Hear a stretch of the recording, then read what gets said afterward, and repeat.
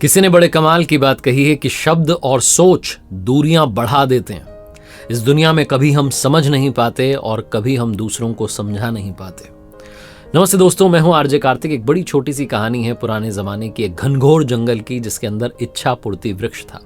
एक ऐसा पेड़ जिससे आप जो इच्छा करो, जो इच्छा जाहिर करो, वही आपकी इच्छा की पूर्ति कर देता था। और उस पेड़ के बारे में बहुत कम लोगों को पता था, क्योंकि उस घनघोर जंगल में कोई जाता नहीं था। एक ऐसा जंगल जहां सूर्य की किरणें भी बमुश्किल पहुंच पाती थी। एक बार एक कलाकार वहां से निकल रहा था और उसे उस पेड़ के बारे में कोई अंदाजा नहीं था। अब संयोग ये था कि वो उसी पेड़ के नीचे विश्राम करने के लिए रुका। वो अपने साथ घर से भोजन लाया था, उसने भोजन किया और उसे लगा कि थोड़ी देर विश्राम कर लेता हूँ, नींद ले लेता हूँ, उसके बाद चल दूंगा। और जब वो सोया तो उसकी नींद इतनी लंबी रही कि वो सीधा शाम में जगा। तब तक आसपास अंधेरा हो चुका था। उसे लगा कि अब तो मुझे यहीं रात बितानी होगी, इसके अलावा मेरे पास में चारा नहीं है। और अब उसे फिर से भूख लगने लगी थी, तो उसके मन में इच्छा आई। उसने इच्छा जाहिर की कि कहीं से पकवान मिल जाते, भरपेट भोजन मिल जाता। कमाल की बात यह हुई कि उसके सामने पकवानों से भरी हुई थाली आ गई। उसे बहुत भूख लग रही थी, इसलिए उसने ज्यादा सोचा नहीं, चुपचाप खाने लग गया और भरपेट उसने भोजन का आनंद लिया। एक से बढ़कर एक पकवान थे।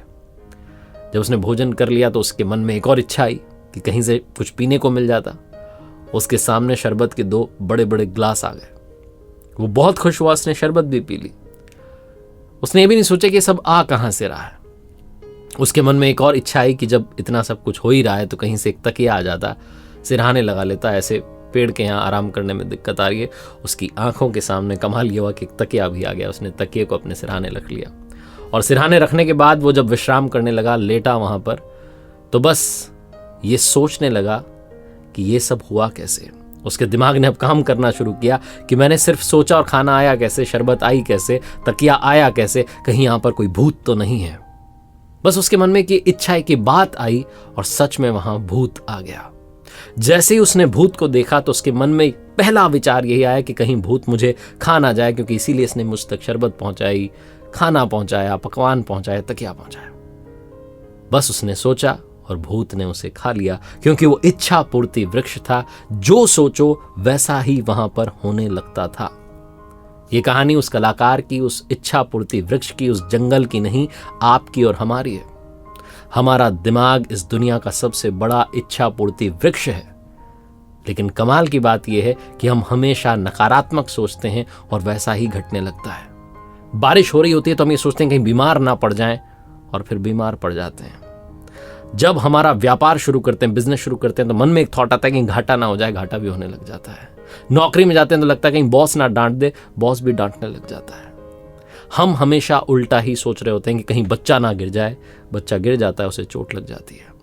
जीवन में जैसा सोचेंगे, ये इच्छा पूर्ति वृक्ष, जो कि इच्छा पूर्ति मस्तिष्क है, ये अवचेतन मन उन्हीं सारी चीजों को पूरा करने में जुट जाएगा। इसकी सारी शक्ति आपकी उस सोच को जागृत करने में, उसको साकार करने में जुट जाएगी। इसीलिए छोटी सी कहानी का सार ये कहता है कि जैसा सोचोगे वैसा पाओगे। इसलिए सोचना पॉजिटिविटी के साथ शुरू कीजिए, वरना जीवन में आपका इच्छा पूर्ति वृक्ष भी एक भूत को लेकर आएगा और भूत आपको खा जाएगा। इस बात का ख्याल रखिए और देखते रहिए हर सोमवार सुबह 9:30 बजे मेरे साथ एक नई कहानी। कर दिखाओ कुछ ऐसा कि दुनिया करना चाहे आपके जैसा।